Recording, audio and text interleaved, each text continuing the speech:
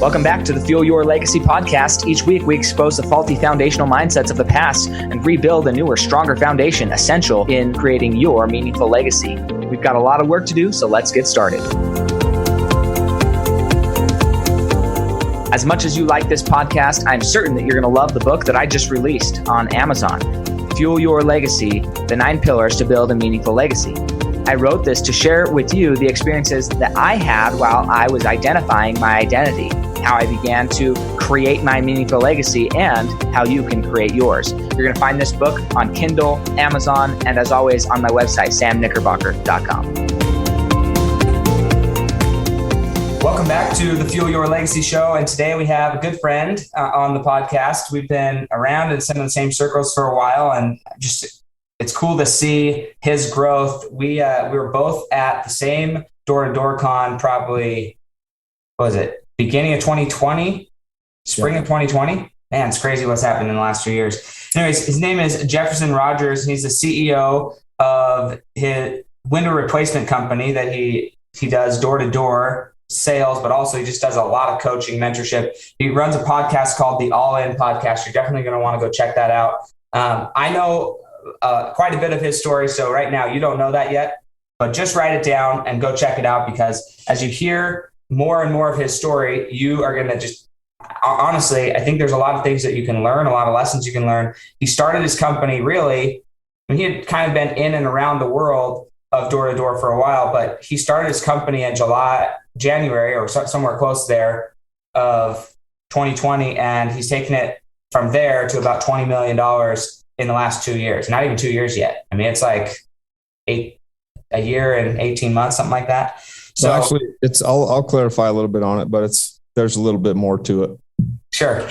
So and he's going to go through it, but point is we were both there. We were both thinking, what are we doing with our lives? And then he got challenged or felt challenged, and he went and did something incredible in 2 years. And I think the point is, no matter what you think you can or can't do, think of what he's accomplished in 2 years and think of your dreams like, I could do whatever I want to do in 2 years. You just have to decide to do it. And he's going to give us that formula, what it took him to get where he is and where he, more importantly, not just where he is, but where he's going and why he's doing what he's doing. So with that being said, Jefferson, I'm super grateful for you taking the time out of your busy schedule to be on the show with us. Go ahead and share with us kind of your past, your early childhood growing up, all the things you got into, and then what pushed you over the edge to really say, you know what, I'm done living a life of somebody else's expectations. I'm going to live my life on my terms. I'm going to create a reality for my family to do the same.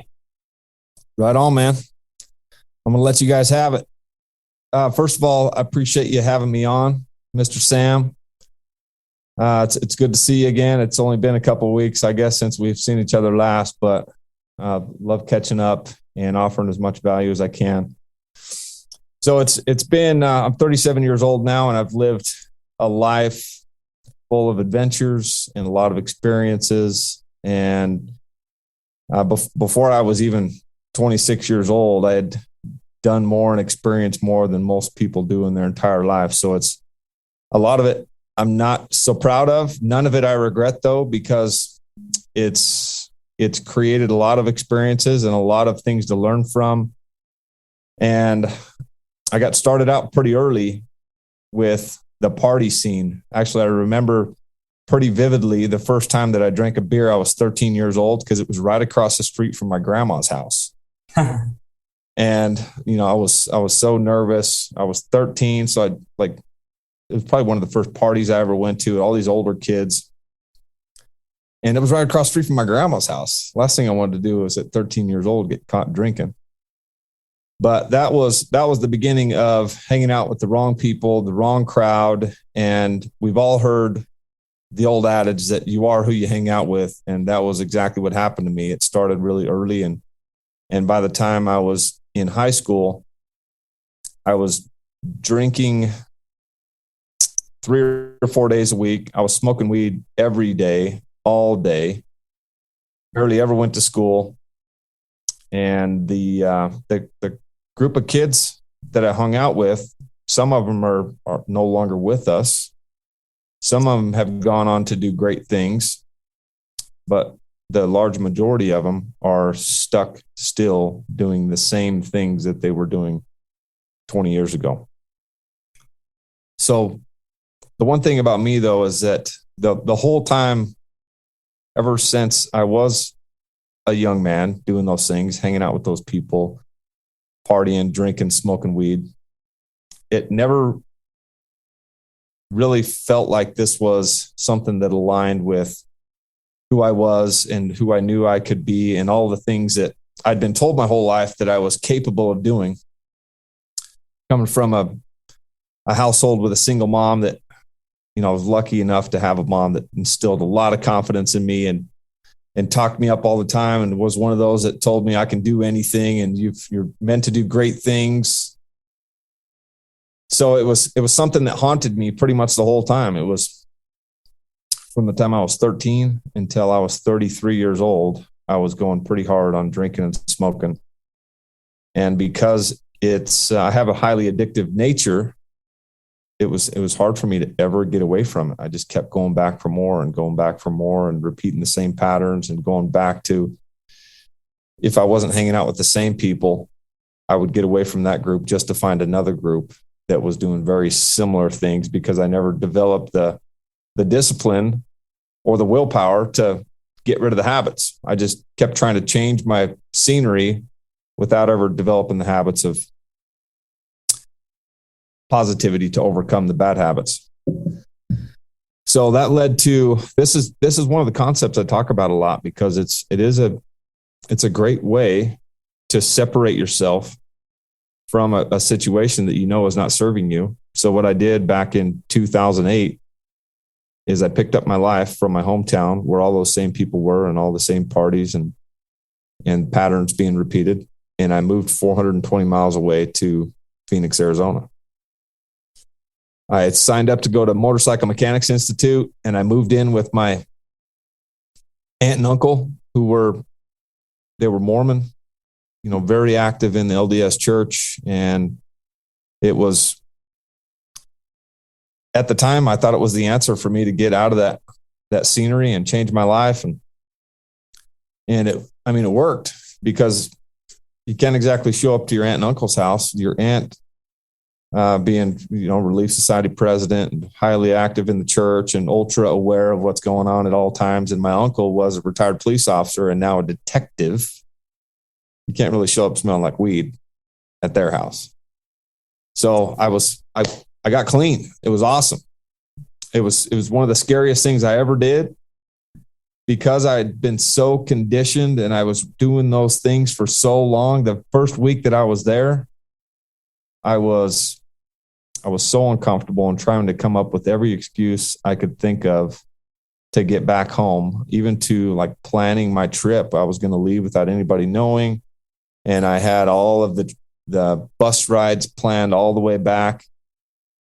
But I'm glad I never did it, because there was incredible things that came from that, including meeting my wife.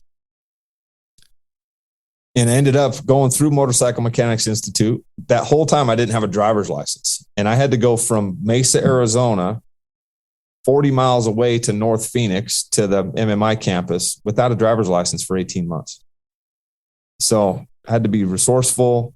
I had to ride my bike. And I was fully committed to following through with that commitment that I had made to get through school. And I had perfect attendance. And they gave out what they call the student of the course pins for each course. And there wasn't very many student of the course pins that I didn't win. I was fully committed. Or as I would say now, I was all in. Didn't realize it at the time, but I was basically taking all of those same addictive traits that I had gone down that path with drugs and alcohol for so long with, and I just retargeted them towards positivity and making a focus on getting through school and fulfilling my commitment to do that.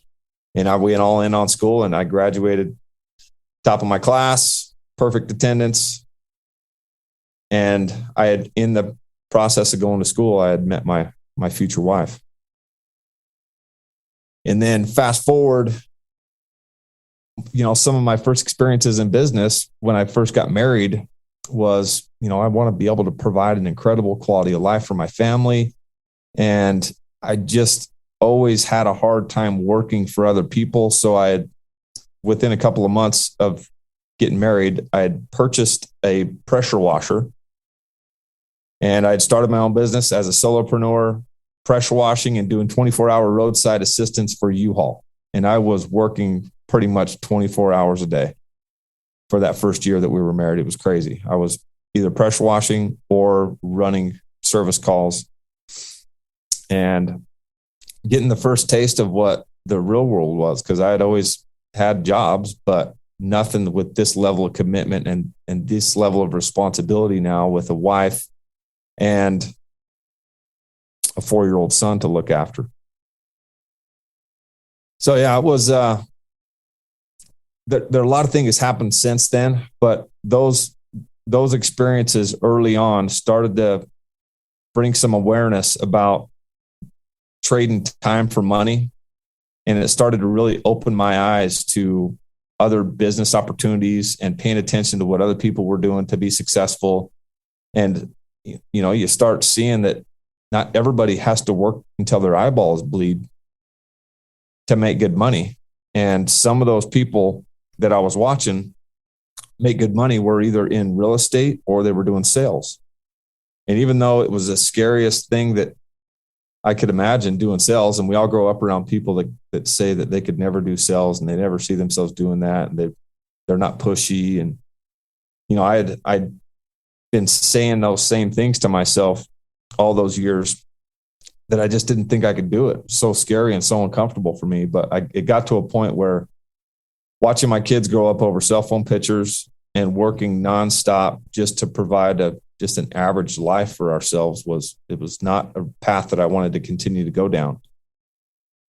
So in 2014, I actually got involved with the door-to-door industry and replacement windows, where we go around old neighborhoods and we talk to people about the possibility of updating their windows and all the features and benefits and the value that it adds to the home and making the home more comfortable and saving life of your AC and your furnace units because they don't have to work so hard.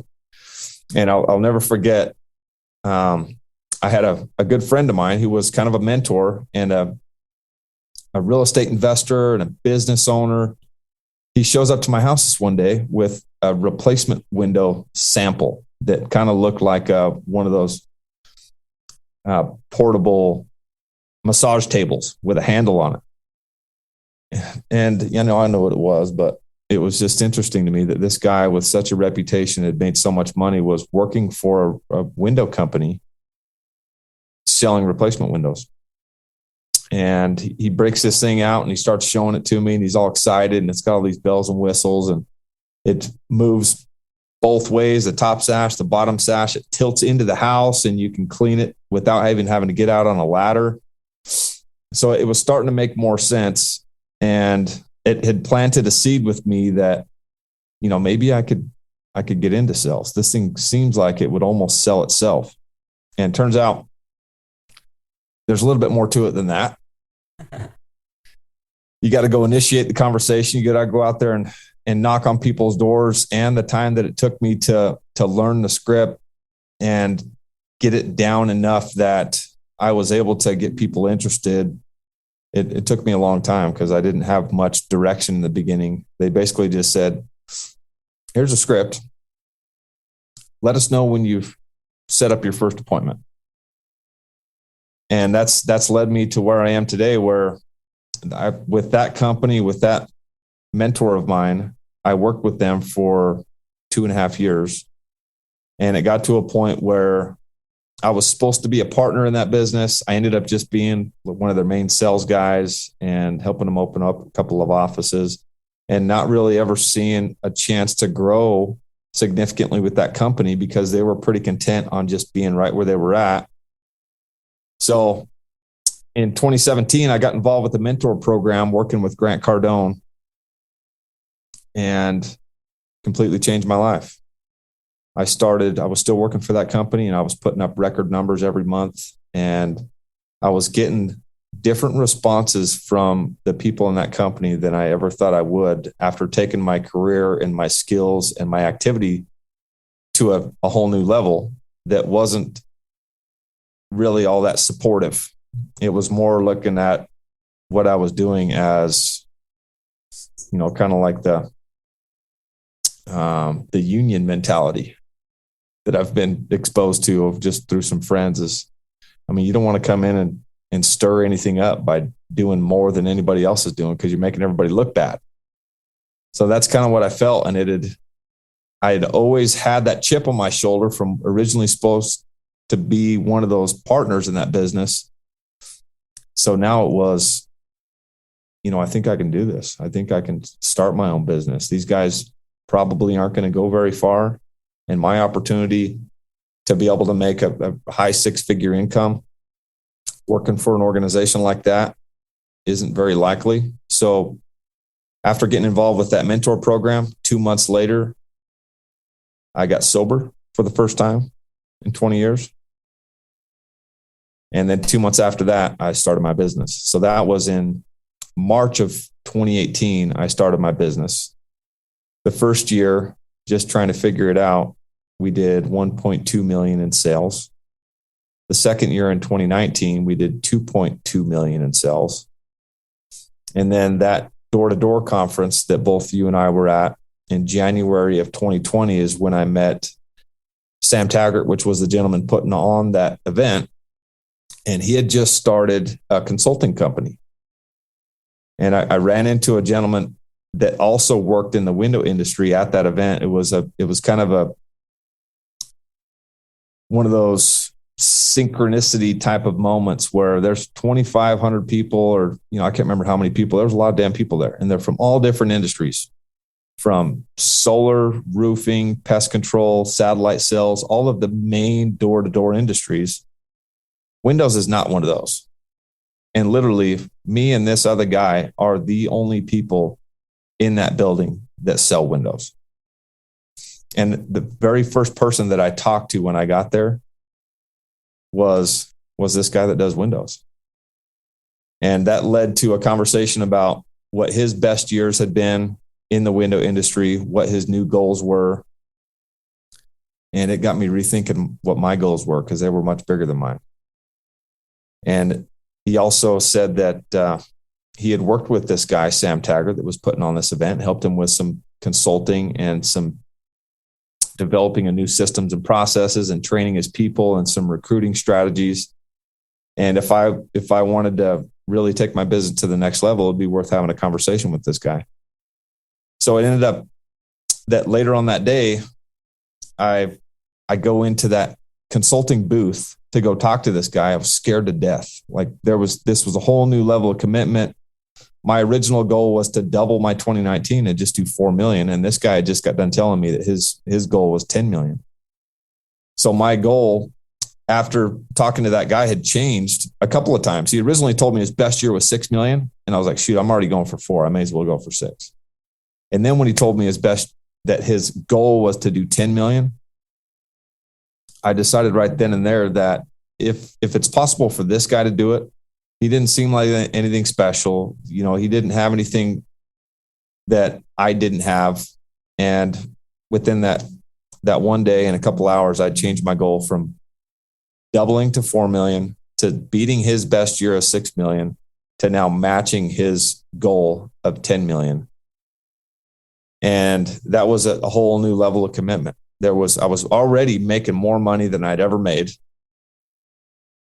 But that to take it to that level, to 5x my business, was going to be more involvement, more training, more commitment, more meetings. There was all these things that I knew without even ever getting involved with a consultant that I was going to have to do.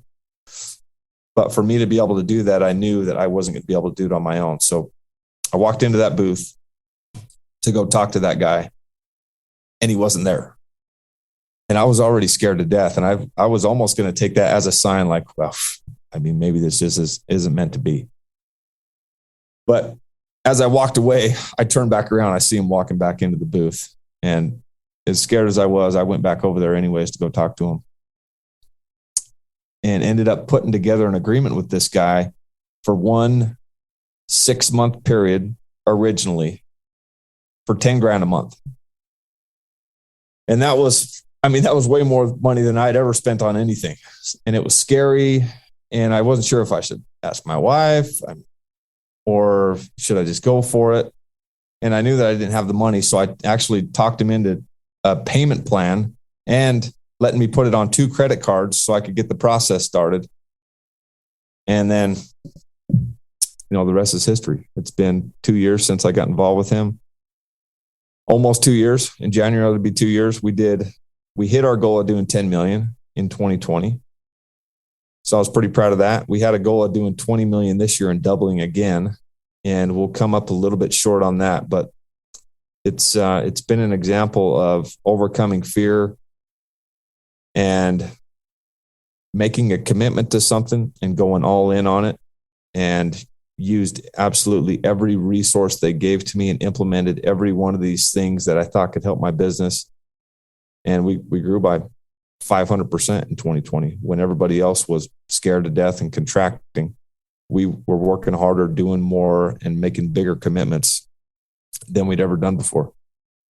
Yeah, that's awesome. And I know 2020 was good for me, but it wasn't that good for me. I 3 times my business, which I'm pretty happy about. But that's awesome, man.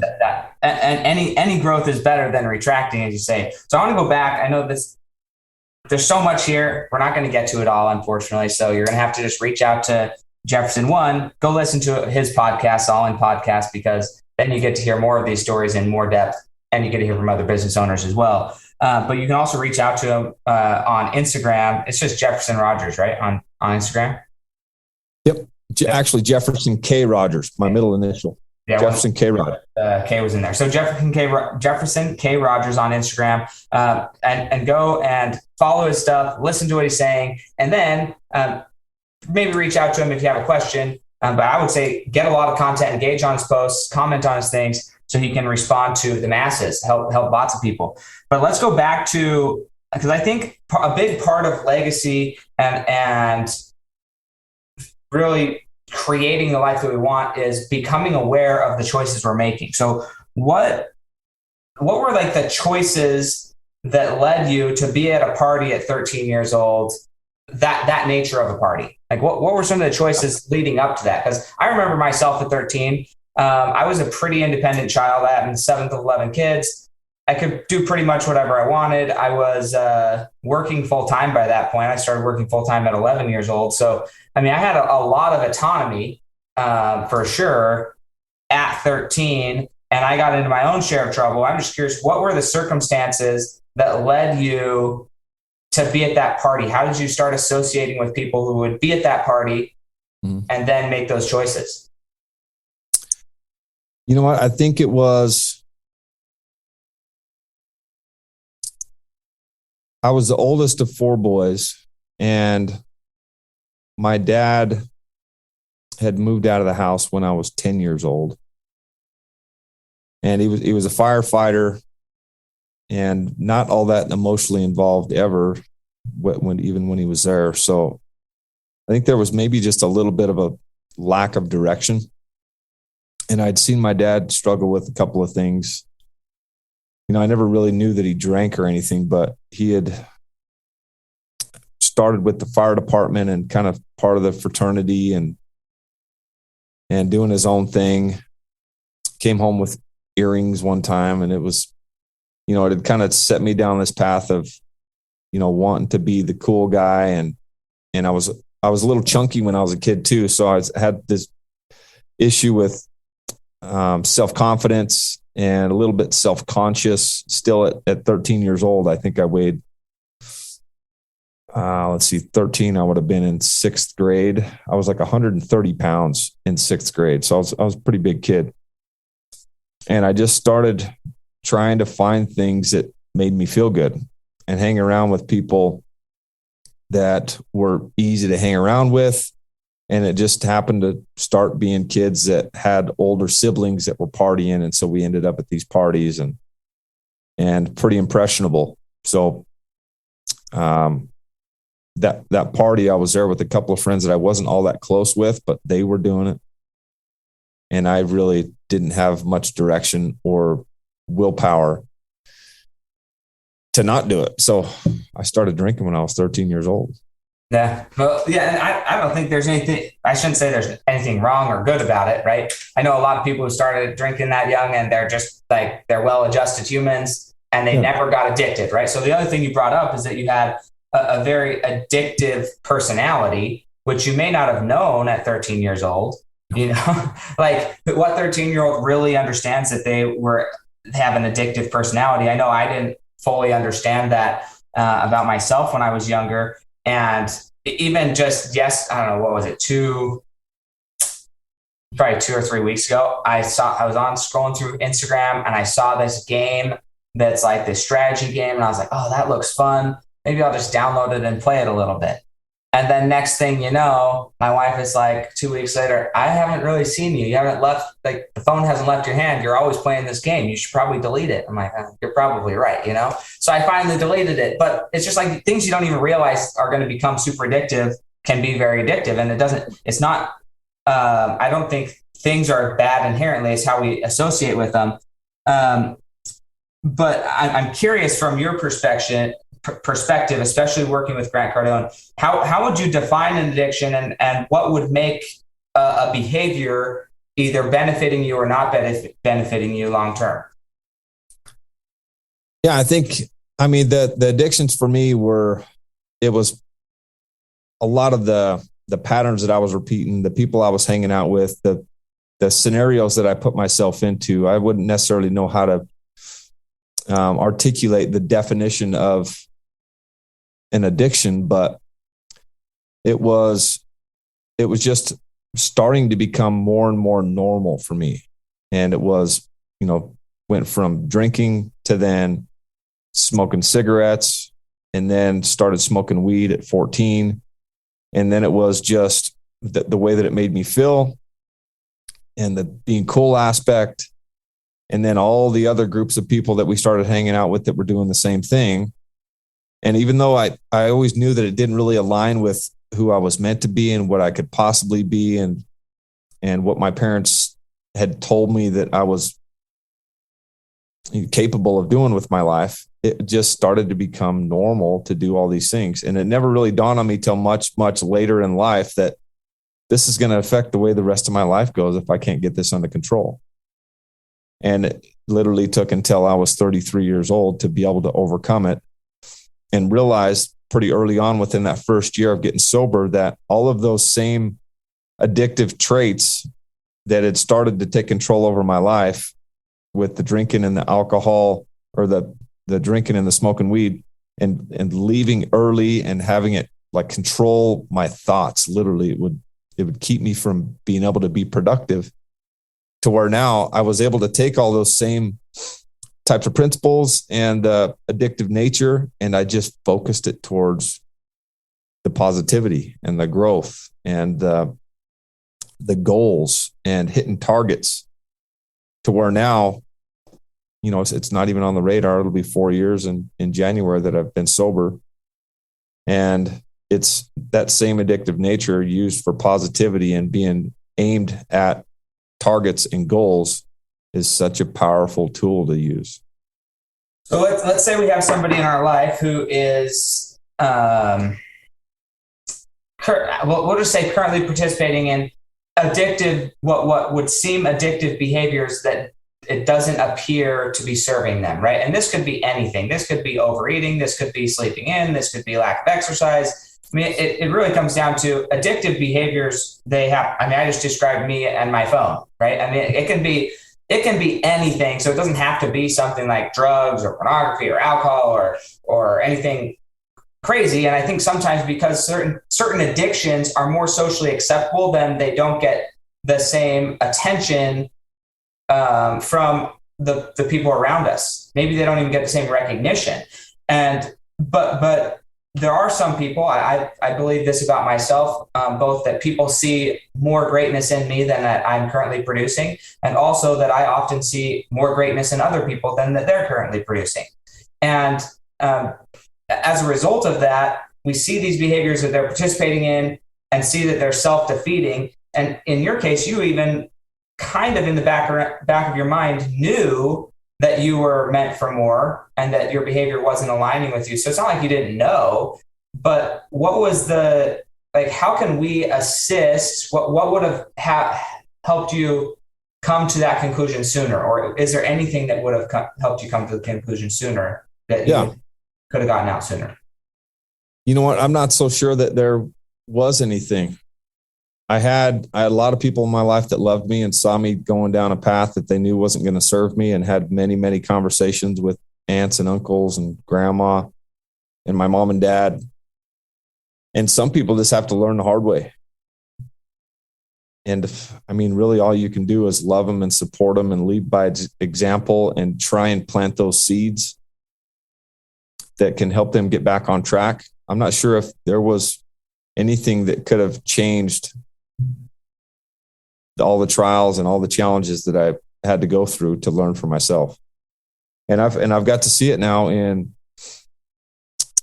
I've got a little brother that has dealt with similar struggles, and he got started pretty early drinking alcohol, and he went down the path of a lot heavier alcohol than me. I was a beer drinker, and he's now been sober for a couple of months. And I think that my example in his life of what was possible for showing him that, overcoming that addiction is not only possible for me, but it's possible for you, and it'll change your life. And you can focus that energy and that addictive nature towards other things in your life that'll bring you incredible gifts in your life. And I've been able to see that with him. So I think one of the big things for me is that the love and the support and the genuine concern was part of what was those conversations that I had with myself and my conscience talking to me, and the support system that I had to let me know that this wasn't aligned with who I truly am and what my potential is. And these people truly do care for me. They're not just saying this to bother me or to get in my way of doing these things. They truly want to see the best for me. So if you have somebody in your life that's struggling with these types of things, coming down on them and making them feel like a dirtbag and feel like shit is not going to help the situation. It's probably going to make it worse.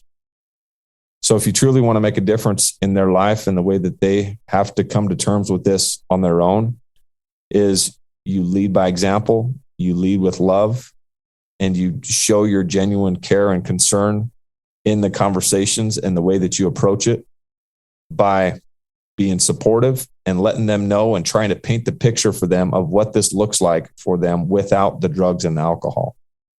And some people will get it, some people won't. For me, it was, I didn't want to be a 50-year-old parent partying with his kids like I was witnessing. We were partying with the parents of these friends that I had, and they're giving us weed and they were buying us alcohol, and that was not who I wanted to be. Yeah. Go for it. Oh, I was just going to say that that was part of the battle that I had, that internal battle, the conscience, the self-talk. It was a struggle. It was scary. There was a lot of things that were tied to it with my everyday habits and the things that I love doing, like dancing and doing karaoke, that I never thought I would be able to do without alcohol. And it just wasn't the reality. It turns out I'm the same freaking person. I'm even better without alcohol. Imagine that. But I think that a big part of this story and I don't know if it's just out of respect for her or what, but I mean, you met your wife. How long were you married? Because you got clean sort of with your aunt and uncle, met your wife, got married. Yeah. And then you were still married for quite a while, going through a lot of your journey still before 4 years ago when you finally decided to really end it. Yeah. And being that close to, I mean, for her, if she was here, I'd ask her, but being that close, feeling that love and concern for somebody and always believing in them, that type of support systems is huge. Yeah. And I think that there's people in our lives that, so there's a book, I'm sure you've read it, called The Four Tendencies. Not Four Tendencies. Four Tendencies is awesome, as well, but the Four Agreements, right? And one of the central concepts in the Four Agreements is that when we're born, we have no contracts per se. There's zero expectation of a new baby other than just to be, and we are hoping to keep it alive. And then over time, we start adopting contracts in our lives that are unspoken and that we aren't even aware of, about when to cry, how to communicate to get food. We start adopting contracts in our lives. And then the people around us, whether those contracts are spoken, written, or whatever, they start agreeing to those contracts. And one of the contracts that we get in life is, especially in relationships, of like, what type of role are we going to provide in the family unit, or as a husband, a father, a brother, a sister, whatever it is. And when we get into that contract, when we go to change the contract, there's many people who don't get out as good as you did with their family intact. When they go to change these contracts because they decide they want to be a better person, a lot of people, and you've mentioned there's been some of your people that you've had to separate yourself, distance yourself from, but oftentimes that can even happen inside the family unit, where you end up separating and breaking those contracts, or renegotiating. And people who don't want to renegotiate, they end up leaving your life. So like, how did you deal with that as you're moving on, readdressing those contracts with the people that you care about? Obviously you're friends with them, you care about them, and especially if they're still participating in behavior and you've seen it outside, you care even more, because you're like, look, guy, you don't have to do this anymore. There is something better on the other side. Yeah. How do you go about renegotiating those contracts if you're somebody who's stuck in a cycle of behaviors that don't serve you, but other people come to expect them of you? How do you go about renegotiating those contracts? You know what? For me, there wasn't a whole lot of renegotiating. It was just like I flipped the switch. One day I was done. And for me, I've got this kind of all-in mentality where when I quit smoking cigarettes when I was 23 years old, I had to start hating it. I just went all in on never smoking another single cigarette ever again. And anybody that I saw smoking a cigarette for those first 6 months to a year, I mean, I was harsh. I wasn't nice. I didn't want to smell it. I didn't want to be around it. They were disgusting. They were nasty. And I was going to tell you how bad you smelled and how freaking disgusting you were. And it wasn't the best approach. I was young. I was dumb. I was immature. But for me, that was how I had to do it. I just had to flip the switch, and I had to absolutely start hating it for me to be able to overcome it. And so I lost a lot of friends. I distanced myself, and they were, there's different perspectives on how you approach those things. For me, it wasn't those relationships. As much as I care about those people and I love my friends and my family, I've got things that I'm trying to accomplish in my life. And if those relationships don't line up, I have either eliminated those relationships or really just cut the time down with those people almost altogether. And then the same thing when I quit drinking and smoking. I was so focused on my business after that time that I had a little bit higher awareness now to not be as harsh, but I was so protective of my environment and all the negativity getting cut out. If it was just music, or if it was a TV show that was coming on, or if it was gossip, whatever it was, I was still pretty harsh with people to keep that negativity to themselves. It's an environment of positivity, and where I'm going, there is no room for this negativity. When I would go to my parents' house or a friend's house or overhearing conversations, I just started calling people out on their negativity. If I'm going to be here with you guys, we got to cut the negativity out. So it was an extreme approach. And sometimes to be able to overcome something like that could have kept me going down that road for years and years and years. And it could have deteriorated all of my relationships and put me in jail. It was either go down that path or get extremely serious about overcoming this. And it was a little bit harsh, but that was my way of doing it. I had to go all in, and I had to just start being really protective of my environment. And it wasn't pretty for some people. And I'm sure some of my close family will remember those times pretty specifically, because I didn't hold much back in the beginning. Yeah, the tact of change is something you learn as a leader, and over time, of how to be more tactful about stuff. I can relate to that. When I decided to make my changes in my life, tact was not there. And then it's like, okay, thankfully I have an awesome wife as well who helps me with that. It's like, hey, this is maybe a better way of saying that, to where you will not offend half the people and they'll actually hear you. Because part of it is like, yeah, you said it, which is good. But the other part is, did they hear you, and do they understand, and are they actually going to change because of it? Or are they going to write you off because you were too rude to them? And it's like, okay, yeah,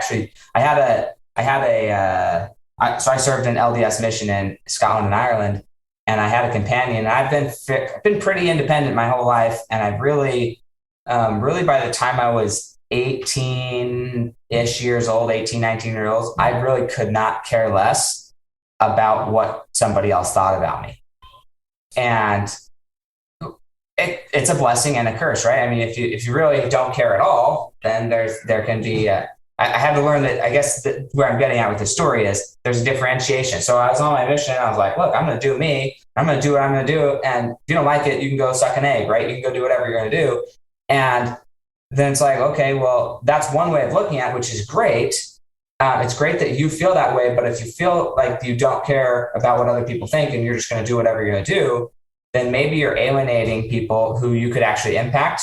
If not that you're going to change who you are or your mission or your focus because of what somebody else thinks, but if you're willing to hear somebody out and what they think, maybe you can find a more effective way to actually impact more people.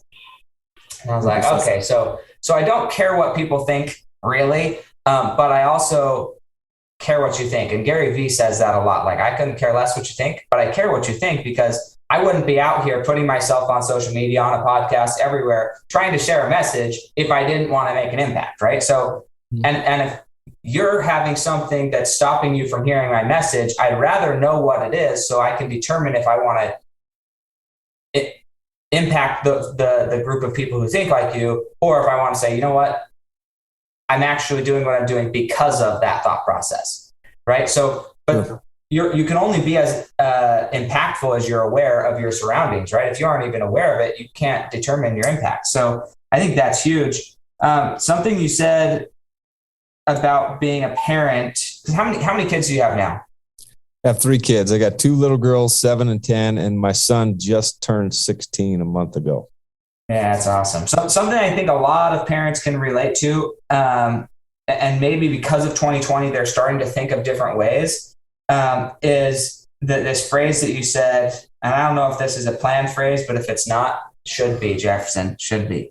Right. But watching your kids grow up over cell phone pictures, right? Like that, so many people can relate to that. I can relate to that. But I've been working for myself for a long time, and I've had my own career, and I used to go to the office, but I hated it. Like hearing my wife, she'd show me the pictures at the end of the week and like, oh, they did this and they did this, and it's so cute, and they took their first steps. And I'm like, geez, man, why? I control my time. Why am I missing my kid's life? And it burns me. So I constructed a life to where now I work from home, and as soon as I'm done, I get to go hug my kids and be able to have them run in and interrupt meetings a lot for them to show me things that are cool for them because they're experiencing it for the first time. Even though for me, it's like, okay, I've seen that 1,000 times. Yep.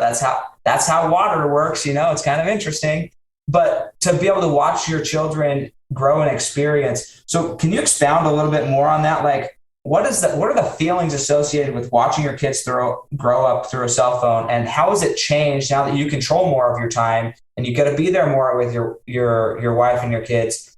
How has that altered your relationship and for the better? Yeah. You know what? I was just thinking about this the other day, that at that time in my life, I was a new dad. When I met my wife, she had a 3-year-old son. So I started out day one trying to figure out how to be a dad without ever having any experience. And this kid is 3 years old, very intelligent, can carry on a full conversation, very aware of his surroundings, one of the most intelligent kids that I've ever met. And a year and a half later, we're actually having our own first baby, our own first little girl. And like some of the things that I used to do and the lack of patience that I had, it almost kind of gives me a stomach ache, because this little 3-year-old boy, 4-year-old boy wanted my attention, and he loved being around me, but I wouldn't let him sleep with us, and I wouldn't carry him out of the car, and I would talk to him like he was a little shit. And that's just where I was. I lack of maturity, lack of awareness, lack of perspective, and what the impact of that was. But, you can't go back and change anything. All you can do is learn from your experiences, pay attention to the things that you're doing and saying and how that affects other people, especially children, and then learn how to do it better. So what it's taught me is that the time that I do get to spend with my kids, I have patience with them, and I love on them, and I encourage them, and I give them recognition for all of those silly little things you were talking about that are new to them, but they're so incredible. These little milestones, these little new experiences that they're getting to see for the first time are so special. They'll never happen again. And if you're not present,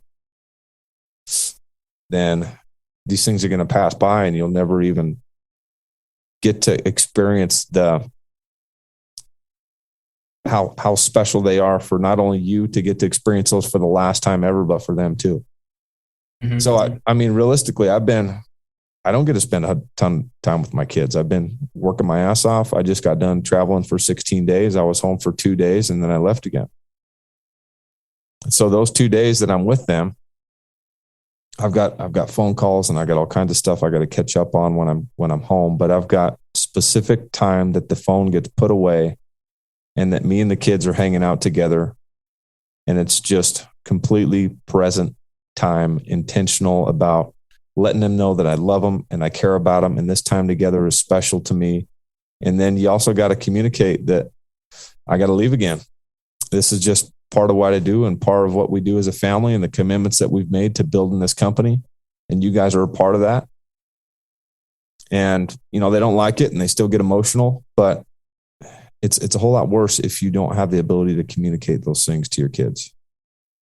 And I think the guilt that can come from getting those pictures, I think what was some of the hardest things was I was watching my kids grow up over cell phone pictures in those early years, but then I wasn't intentional about ever actually spending time with them. And I was feeling guilty about not being a dad and teaching them the lessons and spending that quality time with them, that it was so important to have that father figure in their life. So can't take anything back. I don't regret any of it, because it's taught me who I am today, but I'm certainly a lot more intentional about the time that I spend with them and the lessons that I'm here on this earth to teach my kids. And without me, they don't get to learn those things. Yeah, I cannot agree more. I think that no matter how much time, I think that there's a big difference between time spent with somebody and quality time spent with somebody. I think that's a huge distinction, because I know a lot of people like yourself they're high achieving individuals, and their time that they spend with their kids, it is more of an intentional amount of time, and they make the time that they have count. Sometimes I think that I would be better off doing that, because I spend a lot of time with my kids, and I do like, I don't know, it's a trade-off, right? I've tried it both ways, and I think I like the more leisure approach, but it definitely, I'm not building a $20 million business either, so, or more. But I think that it's interesting. Some of the coolest experiences I've had with my kids is when it's like, you got to go to work, and they're like, wait, why is dad going to work? Dad doesn't go to work anymore, and it's not because I don't work. It's because I've created a lifestyle where my work can be done in short increments, and I'm pretty much always around. And there's not a lack of money. There's just a more constant presence around the kids, and it's created some things for the good. But I think it could also, I think I could be more intentional about showing my kids what work looks like when I am working. Yeah. So that they see, oh, well, yeah, dad works hard. Because I don't know that they see that right now, to be honest. Yeah. Which, on one hand, I'm glad I've created a lifestyle that it can look like that, but also I think that being able to teach them how to work hard is important. So it's a balance. You only get one chance at raising your kids, and there's lessons that they get to learn from you that they're not going to be able to learn from anybody else. And those are all things that might seem silly and in the moment small, but I try and include my girls in everything that I do when I'm at home. They're in there with me when I'm doing Zoom calls, and they can hear the conversations, and they participate and say hi and introduce themselves. I had to go fix the AC unit yesterday before we left, or the day before yesterday. And I have the girls go out to the garage with me. We get all the tools together, and I tell them which ones I need and which ones do you think you need. And they wanted to grab one of the little fun ones that is like the long grabber that grabs stuff just in case we drop a screw. And when I was growing up, my dad he did not do that. I was in his fucking way if I was doing that.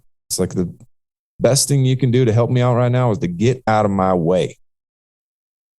And so I had to stand behind and just watch him. And I never wanted to, I learned a ton from him because he's extremely handy and he was great at fixing things. And I got to be included from a distance, but I want my kids to be able to be involved and to feel like they're valued and that their opinion matters, and then teach them all of these important skills that, little kids just don't get to learn much these days, like what tools are called and how to fix stuff and how to run a drill. And these are cool things that only a dad can teach them. And if the dad doesn't teach them, then you get to be a grown ass person, don't know how to fix a flat tire, don't know how to freaking run a drill or a screwdriver, or even know what the difference between a Phillips and a flathead is. There's some bigger problems with that solution for sure.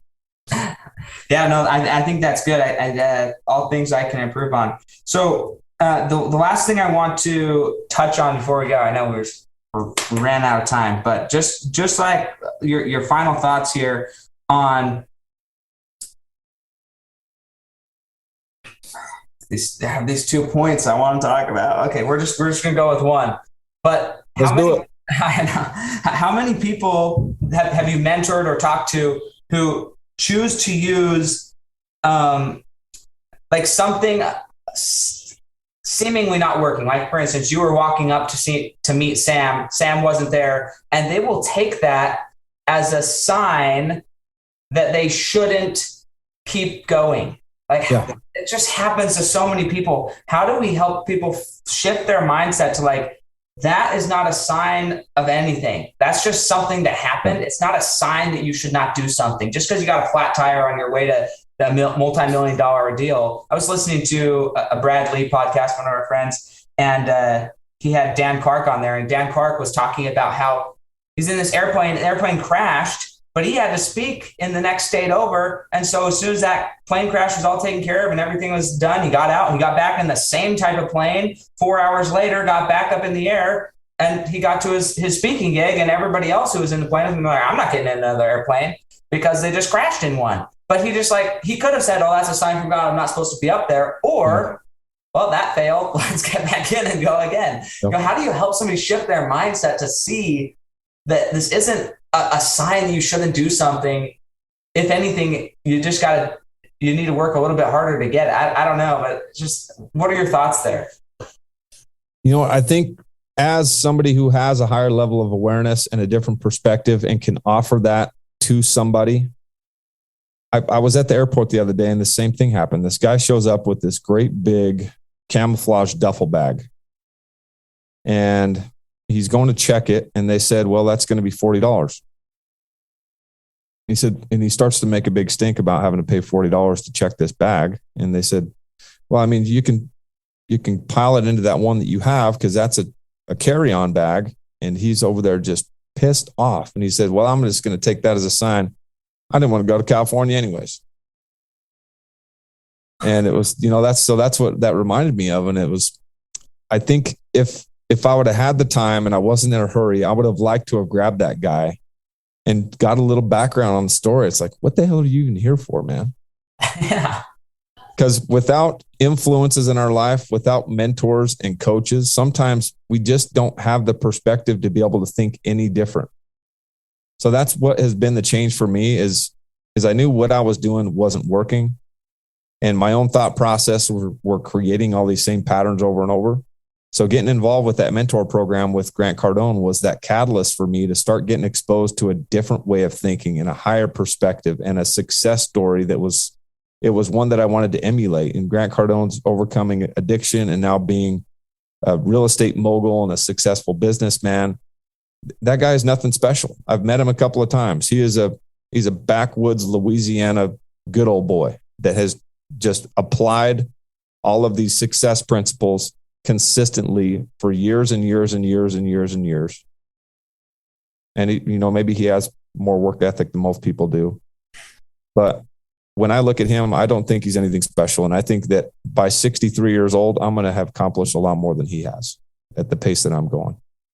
So the message is that if you do have the awareness and the perspective, you almost have a responsibility, if you see people struggling with those things, to help them out with the way that they view the world and with the habits that they have, and be that example and that shining light on what their circumstances are right now, and let them know that it doesn't have to be like this. You can take control of your own life. There are these universal success principles that have been used throughout history over and over and over. You don't have to recreate anything. All you got to do is emulate what other successful people have done to find your own level of success. Sure. Hey, well, I completely agree. It's just an interesting phenomenon. And I love that the answer is, for those of you who do see that there's a potential different perspective, stand up and share it, because sitting back, and I think that goes for everything in life from and this was not the focus of the podcast, but anything from religion, politics, life, money, it doesn't matter. Like, you see people who are struggling because they just don't know. I had a what do they call themselves? Anthropologist. So she studied cultural anthropology on here. And so I had her on the podcast. It was fascinating because in her study, like what she wrote her final papers on in her degree, they studied language. And this is not to be a political statement. It's just like, this is what the studies and the research showed. People, and I'm specifically not using melatonin content in your skin color to define this, because it has nothing to do with that necessarily. People who live in certain areas of town who are lower frequency, lower vibration, or many people would call them the ghetto or the wrong side of the tracks or whatever, they don't have the vocabulary. They literally don't even know the words of success. Yeah. I was meeting with somebody on my team who I ultimately ended up working with, and they're awesome. But they came in, they're like, I want to be a real estate investor, and I want to be the I quadrant of the cash flow quadrant. But they were not speaking intelligently. They were using ums and ahs. They didn't know the right words for stuff. And like, the best advice I could give this person was like, look, I love you, I respect you, and I want you to have all that. But literally, the people that you want to associate will never associate with you because you can't string a coherent sentence together. And it's as simple as that right now. Like, you just got to be able to speak intelligently to get in the room. You don't have to be this amazing person, but you got to speak a little intelligently. And he was coachable, cleaned up his language like immediately. It was awesome. But it's interesting that there's a certain demographic, they literally don't even have the language patterns or know the words to improve. And just as you said, this guy in Susan Airport, some people, they just have never been confronted with a better way of living. And so it's not to look down on like, hey, you should live your life a better way, but like, be courteous enough to expose people to a better way of life. If they choose in, great. If they choose out, that's on them, right? But always be willing out of love to expose them to a better way of life. I think that's a main takeaway. I love that. So here's the final question for the show. And that is if because you're going to die at one time, I'm going to die at some point. If we're talking 6 generations from now, so this is like your great grandchildren. Okay. They're sitting around the table talking about you, your life, the impact you had and the legacy you left. What do you hope them to be saying either about themselves or the impact that you created on the world 6 generations from now? Yeah, it's a great question, man. Actually, I heard this come up in a conversation not that long ago with a friend of mine where he was at a mastermind dinner with Les Brown, and Les Brown went around the table and asked everybody if they knew their great grandfather. And not one of them did. And I know who my great grandfather was because we're LDS and we do all of our, the family tree and stuff. And we tell stories about them coming across the plains and settling certain areas of the Western United States. But most people don't, because they didn't really do anything significant enough to be remembered. So 6 generations from now, I don't know, whose great grandfather I'm going to be, but I want to be known as somebody who made a difference, who made an impact, who changed the world in a way that can be remembered because of the family that I produced and what came from the way that I raised my kids and the relationships that I developed with my brothers, with my wife, with my extended family. And you have an opportunity while you're here to be able to make an impact and have those difficult conversations with people that they need to hear, that without you in their life, they may not ever hear from anybody else. So when they're talking about me, whether it's at my funeral or 6 generations from now, it's going to be that he was one of those guys that really stood out. He had a presence, he had a confidence about him, and he made a difference because he wasn't afraid to tell it how it was. And he pushed himself to do things that most people aren't willing to do. And look at the legacy that he left for not only his immediate family, but for generations. He created wealth and legacy that has lived on for hundreds of years. Awesome. I love it. And again, like I said at the beginning of this, Jefferson and I have known each other for, I don't know, probably at least almost a year. It's been almost a year that we've been in more awareness of each other. And again, all I could say is good things about Jefferson. If you ever get a chance to interact with him anywhere, social media, listen to his podcast, whatever, he actually is one of the most giving, caring, loving people. And he just wants to help out. He just wants to help you become the best you, right? Not become the best Jefferson, but become the best you. And he does that a lot by becoming the best him and leading by example, but also to have a 5-minute conversation with him.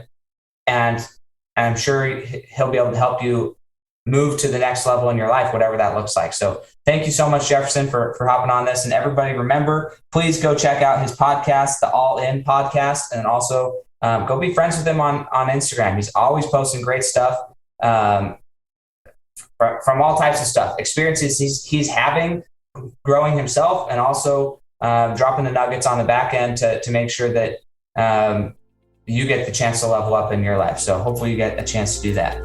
Thanks, Sam. Appreciate it, brother. Yeah, no problem. We'll catch you guys next time on the Fuel Your Legacy Show. Thanks for joining us. If what you heard today resonates with you, please like, comment, and share on social media. Tag me. And if you do give me a shout out, I'll give you a shout out on the next episode. Thanks to all of those who've left a review. It helps spread the message of what it takes to build a legacy that lasts. And we'll catch you next time on Fuel Your Legacy.